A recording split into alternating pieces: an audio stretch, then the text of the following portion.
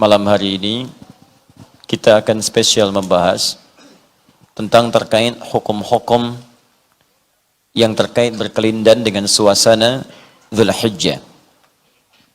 Karena itu, untuk kajian pembahasan tafsir yang kita sudah mulai dengan pembahasan surah Al-Fatihah, kita simpan sejenak karena pembahasan hukum ini berlangsung setahun sekali. Dalam kaidah fiqih ada yang dikenal dengan aulawiyah, hal-hal yang prioritas. Jikalau prioritasnya tiba, maka yang rutinitas itu bisa disimpan terlebih dahulu. Pertama kita bahas di pertemuan ini insyaallah tentang hukum haji dalam Al-Quran dan sunnah Rasulullah SAW. Pertemuan berikutnya nanti kita masuk dalam pembahasan hukum Idul Adha. Kalau saya bilang hukum, berarti semua yang terkait dengan pembahasan itu.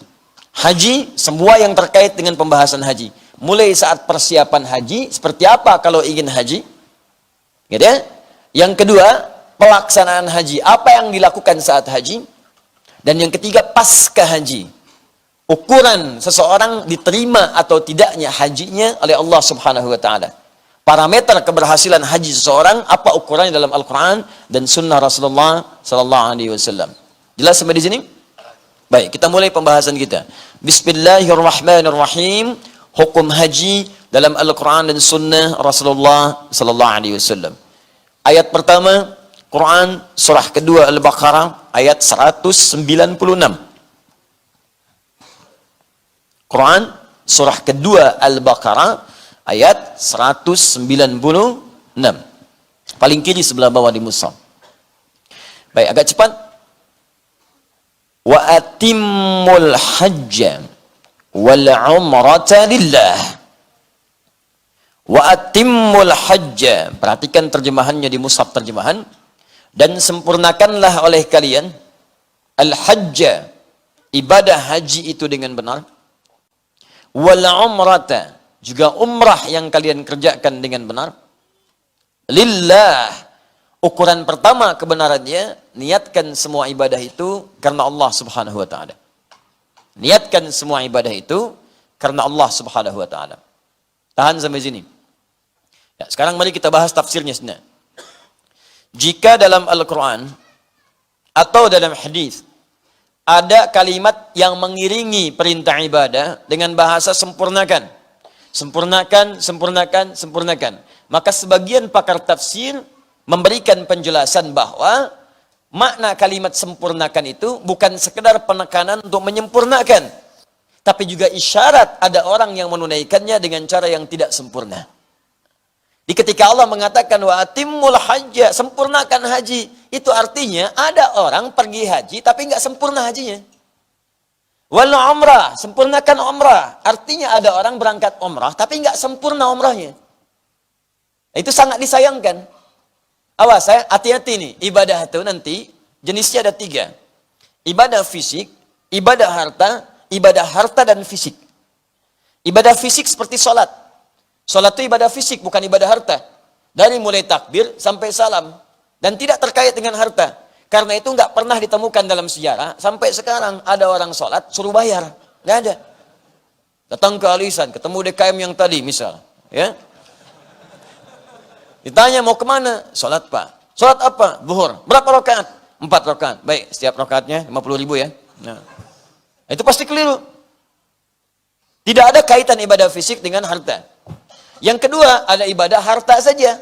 Yang dikeluarkan harta. Zakat, infak, sedekah. Zakat sifatnya wajib. Kalau sudah masuk dalam kategorinya, cepat keluarkan. Dan teman yang tahu, ingatkan dia. Kalau sayang, ingatkan. Bahkan kata Al-Quran, kalau perlu, ingatkan dia, tekankan. Kalau punya kewenangan, ambil. Supaya kita sayangi. Harta itu ketika dikeluarkan, bukan dikurangi, ditambah oleh Allah. Jadi kalau Anda mau zakat, jangan terbayang harta berkurang, ditambah. Karena itu disebut zakat. Apa artinya zakat? Bisa 2. Pertama, at-taharah. Kedua, numu. At-taharah artinya sesuatu yang membuat diri kita suci. Supaya tidak terasa loba dengan urusan harta. Jangan diperbudak harta. Begitu kita keluarkan, bening keadaan hati kita. Tidak terkontrol oleh harta, tidak dikuasai oleh dunia, tidak dikuasai oleh materi. Jadi kita ringan menggunakan harta itu.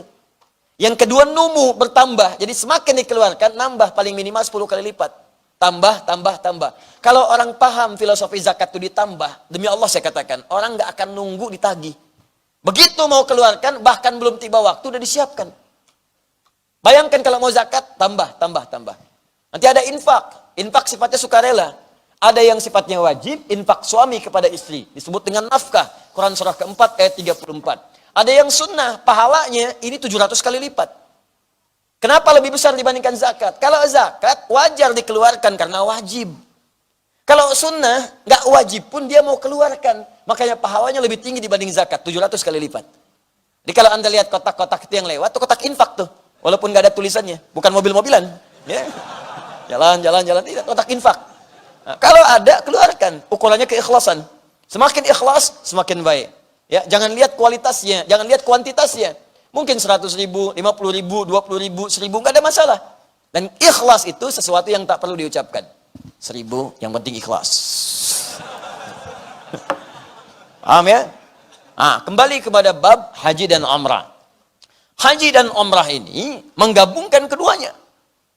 Fisik iya, harta pun iya. Gak mungkin orang bisa haji kalau nggak ada biayanya. Gak mungkin orang bisa umrah kalau tidak ada biayanya. Bagaimana bisa berangkat kalau tidak ada dananya? Mustahil. Kadang-kadang ada yang jual tanah, jual kebun, ya jual perhiasan. Apa yang bisa halal dijual, dia jual. Dan tidak cukup dengan jualan harta untuk bisa mendapatkan biaya. Perlu ada yang kedua, kemampuan fisik. Karena ibadah yang ditempuh nanti fisikal. Tawaf, berputar itu. Ya, jangan dikira ringan. Bisa jadi kemudian butuh perjuangan. Kadang yang dikira berat, terasa ringan. Yang dikira ringan, terasa agak berat juga. Ada kemudian sa'i, Safa dengan Marwah. Ada kemudian untuk melontar jumrah. Ya, dari kita mabit di Muna sampai dengan ke Jamarat jalan. Fisik dikumpulkan. Anda bisa kebayang nggak? Ibadah fisik yang sholat saja, pahalanya banyak. Menggugurkan dosa 10 kali lipat pahalanya. Harta bisa 700 kali lipat. Sekarang tunjukkan pada saya, kalau dua itu digabungkan, berapa pahalanya? Makanya kata Allah melalui lisan Nabi. Nabi menyampaikan, Al-hajjul mabrur, laisa lahul jaza illal jannah. Haji mabrur itu, nggak ada pahala yang sebanding kecuali surga. Tinggi sekali. Makanya sayang kalau ada orang berangkat, gak sempurna hajinya, sayang.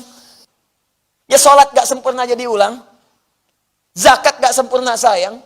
Infak gak sempurna, hilang pahala. Sekarang haji, udah pengorbanan besar. Datang ke sana kadang kepanasan, kulit kadang melepuh, kaki lelah, harta udah ditukar, segala udah hilang. Tapi gak diterima, apa gak sayang? Makanya kata Allah sebelum berangkat, coba pikirkan dulu, renungkan dulu, belajar dulu, supaya belajar bagaimana menyempurnakan ibadah itu. Karena urusan haji itu, urusan yang sangat penting. Bukan masalah mampu atau tidak, kaya atau cukup. Persoalannya sempurna atau tidak. Itu poinnya. Jangan sampai datang ke sana, tiba kemudian haji kita dipandang oleh Allah belum sempurna. Sayang, harta sudah hilang, tenaga pun sudah keluar, tapi tidak dipandang oleh Allah Subhanahu wa Ta'ala. Karena itu awal kalimat pertama sebelum berangkat haji, belajar dulu pelajaran-pelajaran fiqih untuk menyempurnakan ritual hajinya. Jelas sampai sini? Yang kedua, kalimat sempurnakan itu di Quran, itu ada dua jenis. Awas, hati-hati.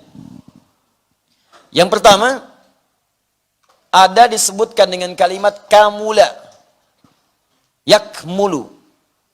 Kadang dengan tambahan hamzah, akmala yukmilu.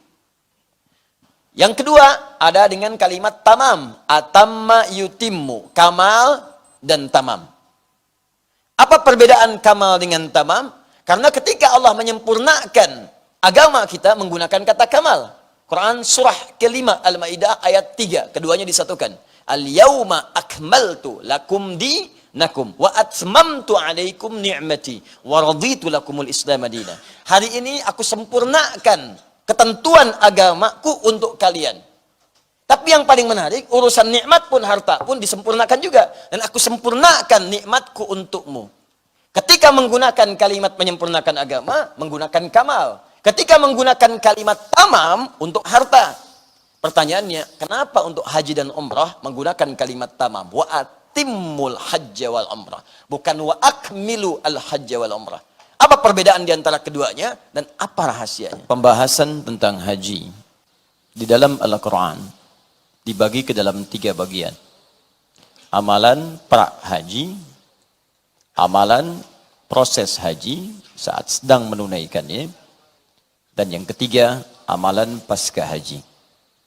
Dalam amalan pra-haji ini, pertama Allah memberikan pesan pada siapapun yang hendak menunaikan ibadah haji, baik dalam tahap persiapan, perencanaan, ataupun juga akan menjelang keberangkatan, maka pesan pertama dari Al-Quran, mesti belajar dengan baik untuk menyempurnakan haji ataupun umrah yang akan dilakukan.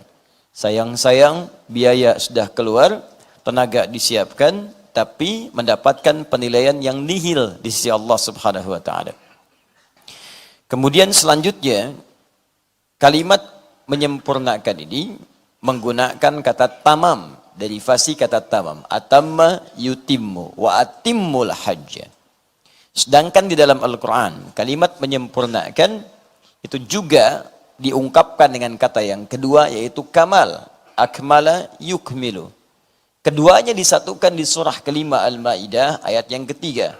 Al-yawma akmaltu lakum dinakum wa atmamtu alaikum ni'mati. Pada hari ini aku sempurnakan, kata Allah, untukmu seluruh ketentuan dalam agamaku. Di semua yang ada dalam agama, dalam syariat, dalam Islam, disebut ad-din itu Islam. Tadi saya jelaskan, inna ad-dina 'indallahin Islam. Sudah sempurna. Di semua dalam Islam sudah sempurna, tak perlu ditambah, tak perlu dikurangi. Apa di antara contohnya, misal yang pokok, yang 5 itu? Ya, hadis riwayat Muslim, nomor hadis yang ke-8. Ketika ditanya Nabi Muhammad SAW oleh malaikat Jibril yang menyamar datang, mal Islam, apa itu Islam? Kata, tashhada an la ilaha illallah wa anna Muhammadar Rasulullah wa tuqimas shalah wa tu'tiyaz zakah wa tasuma Ramadan wa tahujjal baita in istata'ta ilaihi sabila. Syahadatnya sempurna, jadi jangan ditambah-tambah lagi. Asyhadu an la ilaha illallah wa asyhadu anna Muhammadar Rasulullah, selesai. Ada yang tambah, wa anna fulan bin fulan, wa anna fulan misalnya dengan kalimat lain, ini menandakan ada masalah dalam syahadatnya. Salat sempurna. Awas, subuh 2 rakaat, sudah. Zuhur 4, asar 4, maghrib 3, isya 4, sempurna. Jangan tambah, jangan kurangi. Pak Ustaz, saya ini banyak maksiat, saya ingin bertobat kepada Allah. Besok salat subuh nggak apa-apa, saya 4 rakaat, nggak bisa. Ya, tetap 2. 2, ya. Nabi saja sudah jelas surganya, tetap 2. Masa Anda yang belum jelas mau 8? Ya? Paham ya? Baik, jadi ini bagian yang pertama. Kemudian yang kedua, kalau ada kalimat tamam, wa atimmu, atimmu, atimmu, itu artinya kesempurnaan yang masih diharapkan lebih. Masih pengen nambah. Dan itu diperbolehkan sepanjang dibutuhkan. Kalau kamal tidak sempurna, jangan tambahi, jangan kurangi. Kalau tamam, itu masih pengen. Dan itu boleh sepanjang dibutuhkan.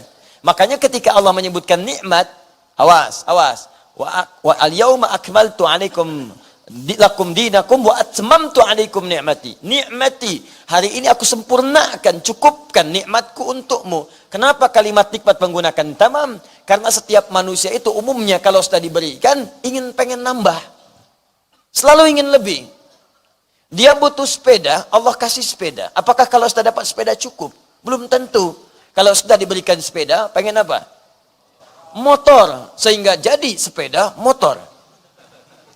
Sudah dapat sepeda motor, masih kurang juga, pengen apa? Mobil. Ustadz, sepeda motor kan rodanya 2. Nikmat pengen tambah, pengen 3, naik bajai. Dapat bajai, pengen lagi 4, naik lagi kijang, naik lagi mobil lain. Sudah ada mobil, pengen nambah juga. Ustadz, 4 gak enak, 6 sekalian, bis. 8 tronton. Lama-lama nggak pengen punya roda, rodanya pengen diselip pesawat. Garasi nggak punya, udah pengen pesawat. Selalu begitu, tambah, sepanjang dibutuhkan. Sekarang apa rahasianya? Kenapa haji dan umrah menggunakan kalimat tamam? Wa atimmul hajja, bukan wa akmilul hajja wal umrah. Allah ingin memberikan gambaran bahwa orang-orang yang bahkan pernah haji dan umrah pun, walaupun sudah pernah dikerjakan, selalu punya keinginan untuk kembali lagi mengulangnya. Selalu punya keinginan untuk kembali lagi melakukannya. Coba tanyakan pada diri Anda yang pernah haji. Kalau ditanya, pengen berangkat lagi nggak? Pengen. Ada kerinduan ketika saya sedang pernah di Arafah itu. Ada keindahan ketika saya sedang berada di Muzdalifah itu. Ada kekhusyuan ketika saya sedang berada di Mina itu. Tengah malam saya sholat, menyendiri saya bertaubat. Pengen ada di sana lagi. Ada kenikmatan ketika di depan Ka'bah itu. Rasanya semua masalah hilang seketika. Pengen ada di situ lagi. Itulah sebabnya haji dan umrah menggunakan kalimat tamam, tidak menggunakan kalimat kamal. Wa atimmul hajja. Sekaligus memberikan pesan bahwa kalau ada yang pernah haji diberi kesempatan lagi, maka yang ini harus lebih baik daripada sebelumnya. Mau sampai berapa kali lagi haji dan gak sempurna-sempurna. Yang kemarin berangkat ada sombongnya. Yang kemarinnya lagi ada riaknya. Sekarang dikasih lagi, Allah kasih kesempatan yang sempurna lagi, masih maksiat juga, butuh berapa kali haji lagi. Itu poinnya. Dan poinnya bukan berkali-kalinya, poinnya adalah lakukan sekali berangkat dengan sempurna, dan dengan kesempurnaan itu Allah berikan kemuliaan pada Anda. Kalau diberi rezeki berangkat lagi, maka berikan kemuliaan lebih daripada sebelumnya. Sempurnakan ibadahnya, belajar lebih baik lagi, khusyukkan dan doakan orang-orang di sekitaran dengan penuh kebaikan. Paham?